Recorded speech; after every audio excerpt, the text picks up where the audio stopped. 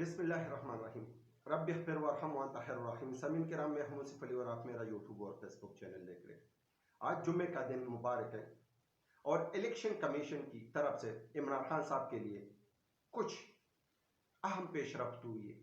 Supreme court justice फाइज ईसा साहब भी इमरान खान साहब के बयानिए के साथ खड़ा हो गया, जबकि दूसरी तरफ सदर मुमलिकत आरिफ अलवी साहब पे सुप्रीम कोर्ट का एक खड़ाक आ गया।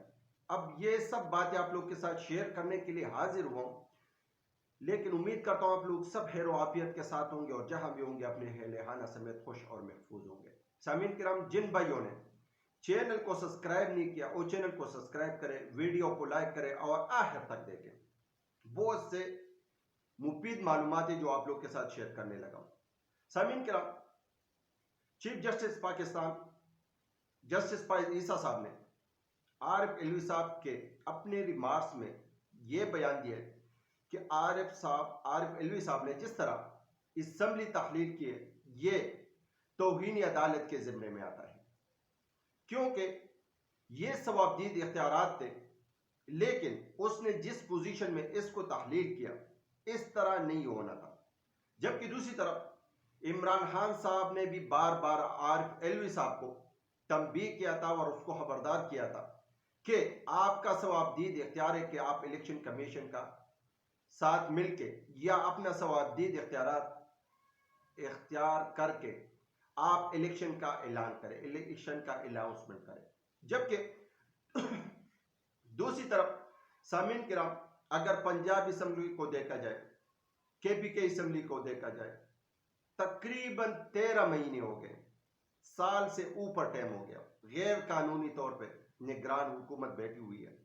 मुल्क दिन ब दिन पस्ती की तरफ जा रहे, लेकिन सुप्रीम कोर्ट ने एक दलेराना और अपने इमेज को बेहतर करने के लिए एक ऐसा फैसला दिया जो पूरे पाकिस्तान में उकला बरादरी, एस्टेब्लिशमेंट और सियासतदान उसको सराह रहे।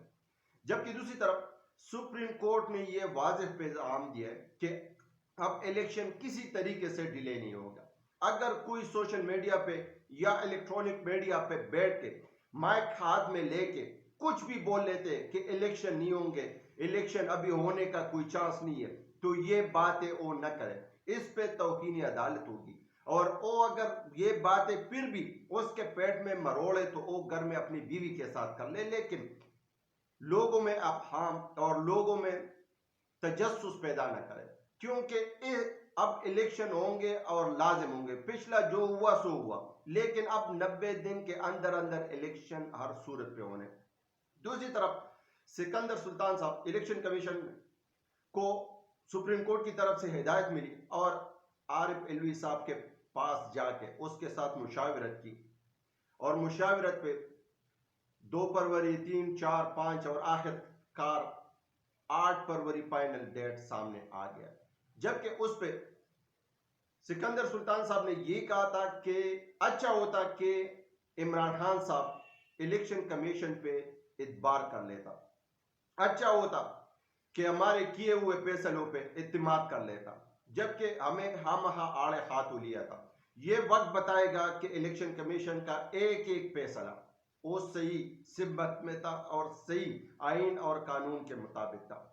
दूसरी तरफ एक जर्नलिस्ट ने एक पैगाम दिया है कि एक सियासतदान सिकंदर सुल्तान साहब के साथ मिले, सिकंदर सुल्तान साहब से पूछते हैं कि इलेक्शन होंगे।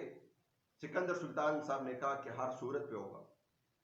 फिर उससे दूसरा सवाल पूछता है कि क्या इलेक्शन में बल्ले का निशान होगा, तो सिकंदर सुल्तान साहब ने वाज़ेह पैगाम दिया कि मुल्क का मकबूल तरीन पार्टी है, पूरे पाकिस्तान के अवाम उनके साथ खड़े, हर सूरत पे बल्ले का निशान होगा।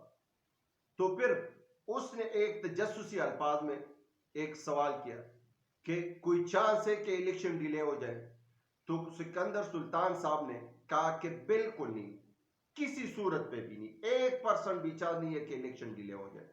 जबकि उन लोगों को पता है, तो क्या ये कोई मामूली सियासतदान तो नहीं होगा, ये जाहिर बात है कोई पार्टी का लीडर होगा, कोई पार्टी को लीड कर रहा होगा, क्योंकि उनको अपना आईना आईने में अपना शक्ल नजर आ रहे हैं कि फिर हमारे साथ क्या होगा, पाकिस्तान के अवाम हमारे साथ क्या करेंगे।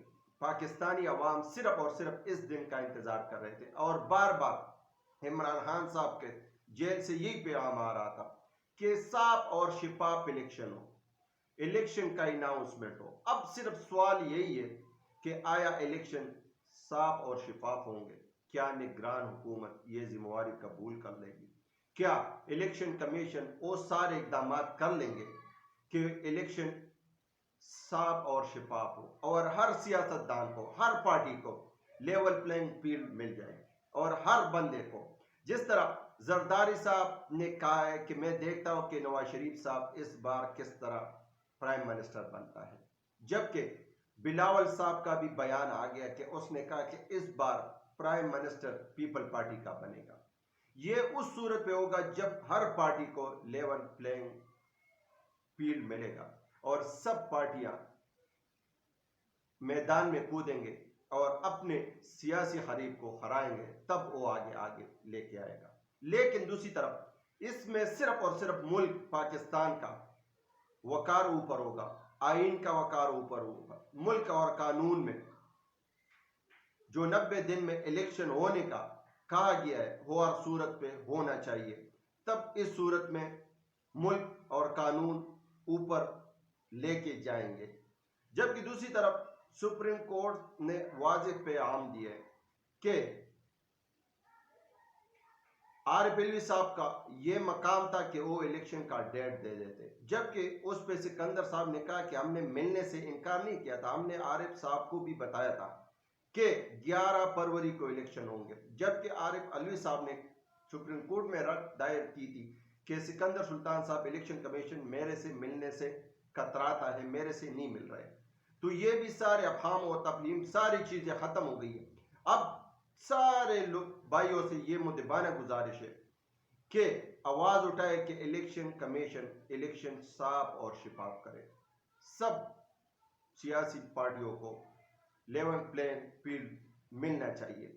दूसरी आखिर में सामीन किराम, सब भाइयों से वही मुद्देबाना गुजारिश है कि फलस्तीन के लिए आवाज उठाए, फलस्तीन के लिए दुआ करें। 9 से 10,000 लोग शहीद हो गए, 4,000 उसमें मासूम बच्चे हैं, उनके लिए खाना पीना और ईंधन की पुगदान है।